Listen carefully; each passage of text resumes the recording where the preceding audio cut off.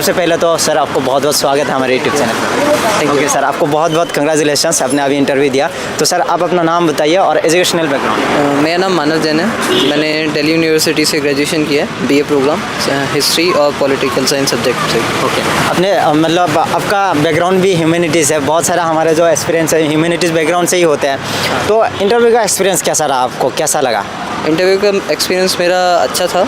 कुछ क्वेश्चंस मैं better answer कर सकता था। आपका हिंदी मीडियम ही था क्या? नहीं, English medium. English medium. Optional क्या था और आपका ये कौन सा अटैम्प्ट? ऑप्शनल मेरा सोशियोलॉजी है और ये मेरा दूसरा अटैम्प्ट है। दूसरा अटैम्प्ट। एक्सपीरियंस कैसा रहा? जैसे ही आपने हॉल में एंट्री की है तो आपको क्या थोड़ा सा डर लगा और एक्साइटमेंट लेवल किस तरह का था? एक्साइटमेंट लेवल काफ़ी था, थोड़ा सा नर्वसनेस भी थी क्योंकि पहला इंटरव्यू है। पहला इंटरव्यू है, तो एंटर किया, थोड़ी सी नर्वसनेस थी, लेकिन फिर बोर्ड कॉर्डियल था। बोर्ड ने मतलब क्वेश्चंस भी। वो पहला क्वेश्चन क्या था जब जो आपको पूछेगा इंटरव्यू? यार अभी तो मतलब याद नहीं होगा। हाँ। चलिए, ज़्यादातर क्वेश्चन कहाँ से पूछेगा, करंट इश्यूज पे या स्टैटिक पर्सन से?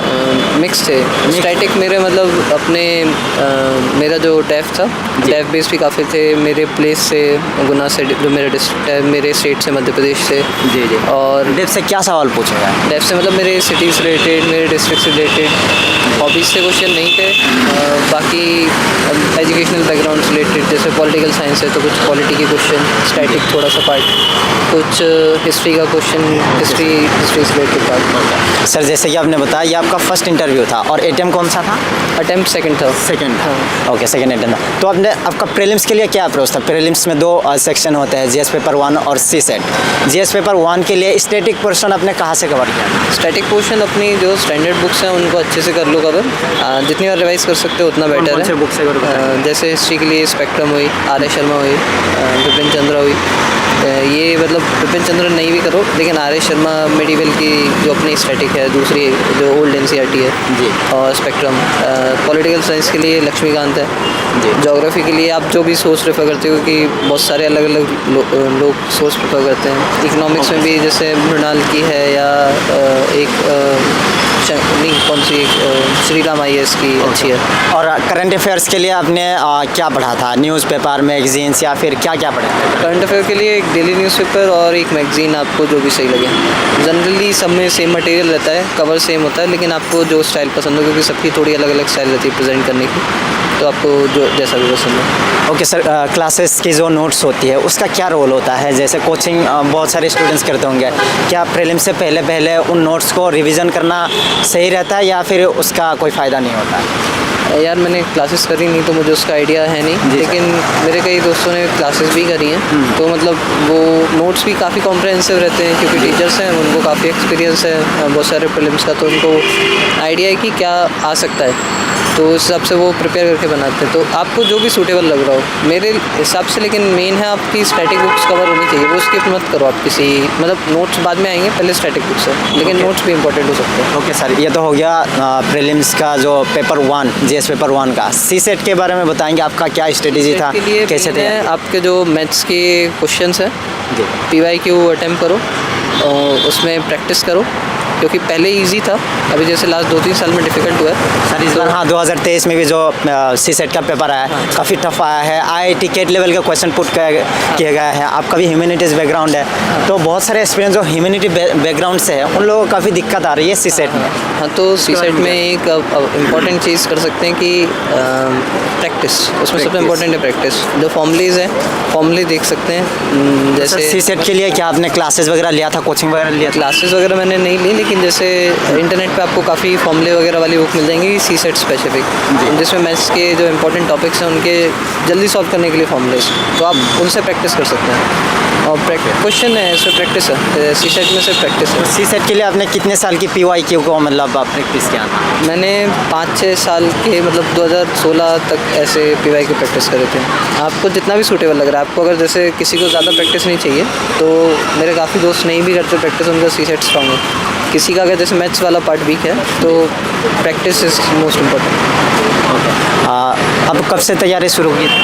मैंने तैयारी शुरू करी थी 21 में, 22 में पहला अटैम्प्ट दिया, उसमें मेंस तक पहुंचा था, 1 नंबर से मिस हो गया था इंटरव्यू कॉल, और ये दूसरा अटैम्प्ट है तो इस बार इंटरव्यू। ये आपका सेकेंड अटैम्प्ट? हाँ। ओके, तो क्या कहना चाहेंगे मेंस के बाद जो आपको टाइम मिला था, उसके बाद आपने इंटरव्यू के लिए कैसे प्रिपेयर किया? मेंस के बाद टाइम थोड़ा बेटर यूटिलाइज हो सकता था, उतना अच्छा यूटिलाइजेशन मतलब थोड़ा कह सकते टाइम पास थोड़ा सा हुआ, तो वहाँ पे बेटर यूटिलाइज हो सकता था। बाकी इंटरव्यू का प्रिपरेशन वही है कि आपको अपना डेफ अच्छे से पता होना चाहिए, डेफ बेस्ड आपका आ सकता है। स्टैटिक आपका वैसे भी स्ट्रॉन्ग होना ही चाहिए, क्योंकि आपने अगर मेंस क्लियर करा आपका स्टैटिक स्ट्रॉन्ग होगा। और तीसरा पार्ट बचता है मेनली करंट अफेयर्स, तो आप करंट अफेयर्स से अपडेटेड रहें जो भी आ रहा है, क्योंकि उस पर क्वेश्चन आ जाते हैं, मेरे से भी पूछे, सबसे आ सकते हैं। जी सर, अभी 2024 का प्रीलिम्स भी होने वाला है, अभी 4-5 महीने ही बचा हुआ है, तो बहुत सारे एस्पिरेंट्स का तैयारी नहीं हो पाई है, तो वो क्या करें, कैसे सिलेबस को अभी कवर करें? 4 महीने I think are very sufficient for prelims. अगर आपका बेस कवर है, अगर आपका बेस नहीं कवर तो अभी आप उस पर काम करो, जितना ज़्यादा रिवीजन हो सकता है रिवीजन करो। और मेन है टेस्ट सीरीज़, कोई टेस्ट सीरीज़ आप मार्केट से ले लो, आप ज्वाइन कर लो।